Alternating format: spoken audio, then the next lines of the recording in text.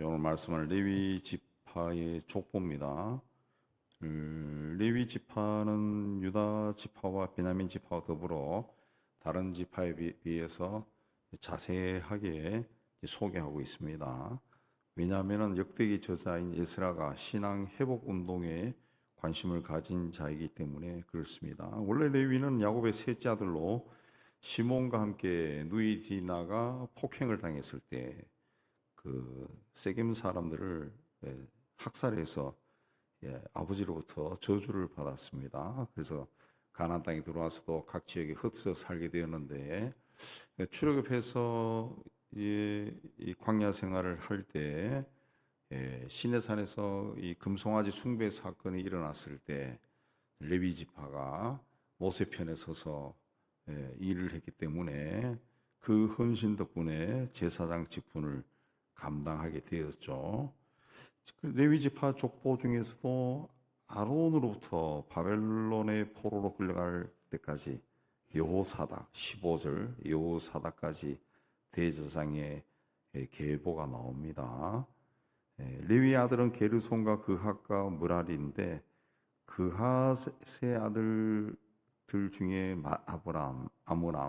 아브람의 자녀가 아론과 모세와 미리암이다. 그렇게 되어 있습니다.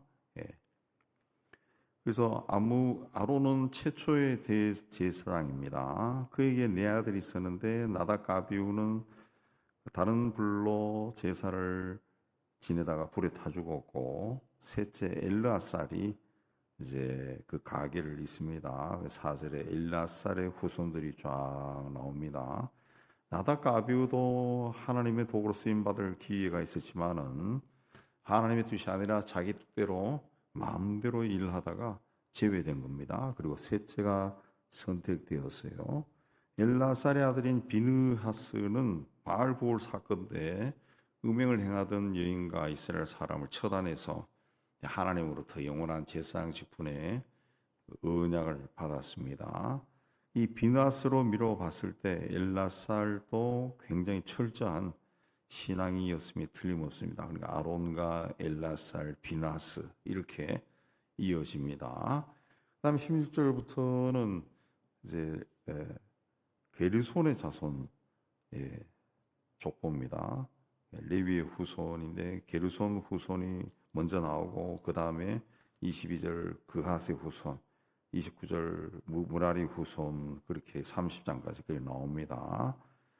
이 사람들은 대제사장의 가문은 아니지만은 성전과 율법에 관한 종교적인 의무를 수행했던 자로 이스라엘 백성들의 신앙적인 부분, 또 정결한 삶을 담당했던 그런 사람들입니다.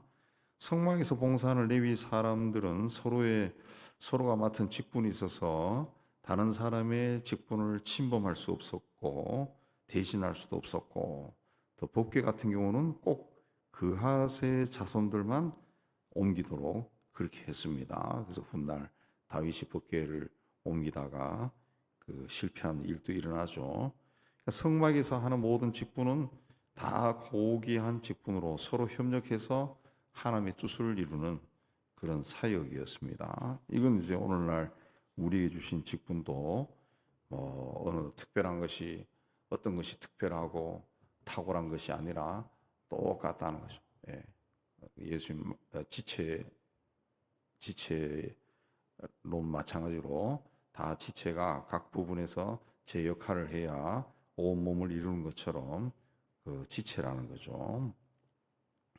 31장에서 48절까지는 성가대로 찬양대로 봉사한 레위 자손의 직분인데 성전에서 하나님을 찬송하는 직분을 맡은 사람들은 어느 한 가문에 속한 사람들이 아니라 레위 지파 3대 계보에 골고루 속해 있었습니다.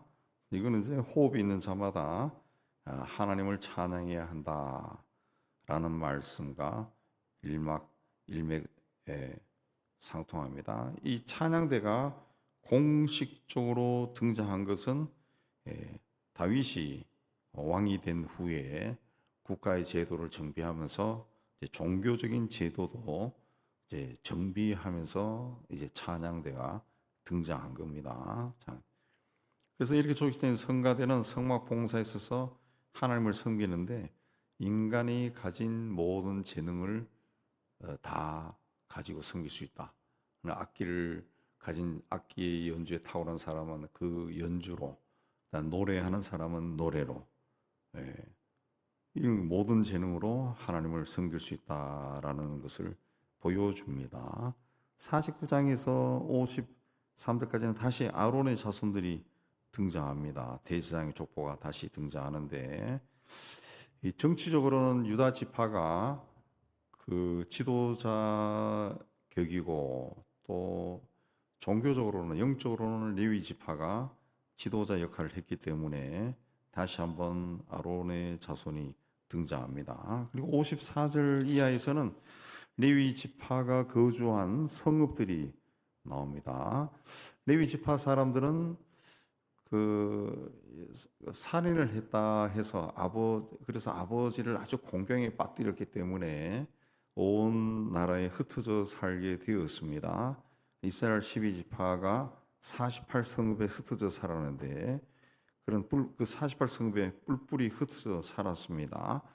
그러나 이들은 또 하나님께 헌신했기 때문에 하나님의 은혜를 입어 성막 봉사라는 직분도 받았습니다. 흩어져 살지만은 흩어져 사는 곳에서 각 지파의 종교적인 직무와 종교 교육에 종사하게 된 거죠. 종사하게 된 거. 그래서 이제 레위 지파가 백성들 가운데 산다라는 것은 이제 오늘날의 어떤 교회의 어떤 모델이 되는 거죠. 교회라고 하는 곳이 어느 동떨어진 곳에 있는 것이 아니라 백성들 속에 있어야 거기서 교육을 하고 또 신앙적인 행위를 도울 수 있기 때문에 또 도울 수 있는 거죠.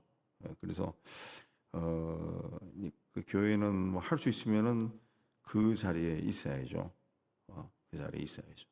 땅값이 올랐다 해서 그 건물을 팔고 저 멀리 몇십 킬로 멀리 가서 근사한 건물을 짓고 그렇게 하는 것은 교회의 직무가 아니죠. 좀 작더라도 그 지역에 있어야 그 지역 사람들의 어떤 신앙생활을 돕고 또 말씀을 가르치고 그런 일을 하는데 레위 지파가 그런 일을 했다는 거죠. 각 지파에서 성읍과 일정한 땅을 분배받고 또 11조를 받아가지고 거기서 생활하면서 그들을 도왔다는 거죠. 레위 지파에게 모두 48성읍을 줬는데 그 중에서 아론의 자손들이 택한 성읍들이 나옵니다. 57절 이하에 도피성을 포함해서 모두 13개 성읍을 받았습니다. 60절.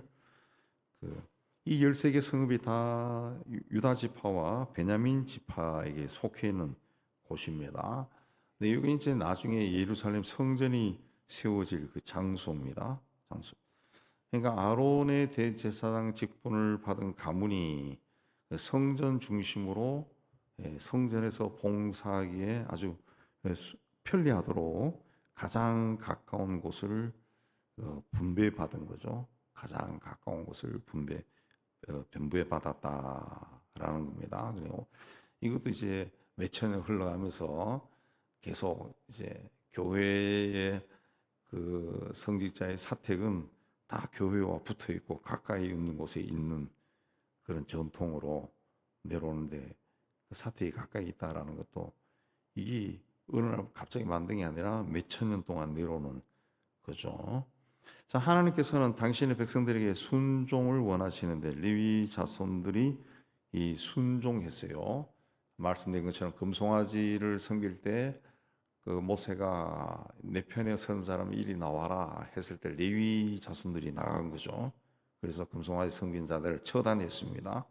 그 한 번의 순종으로 인해 가지고 그 받았던 저주가 축복으로 바뀌어 버린 거죠.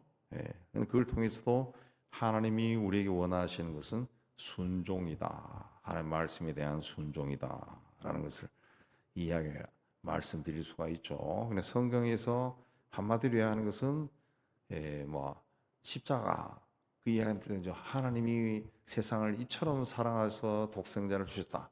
하나님의 사랑이다. 예, 그걸 말하는 사람들도 있는데 성경에서 가장 중요하게 가르치는 것은 순종입니다. 순종.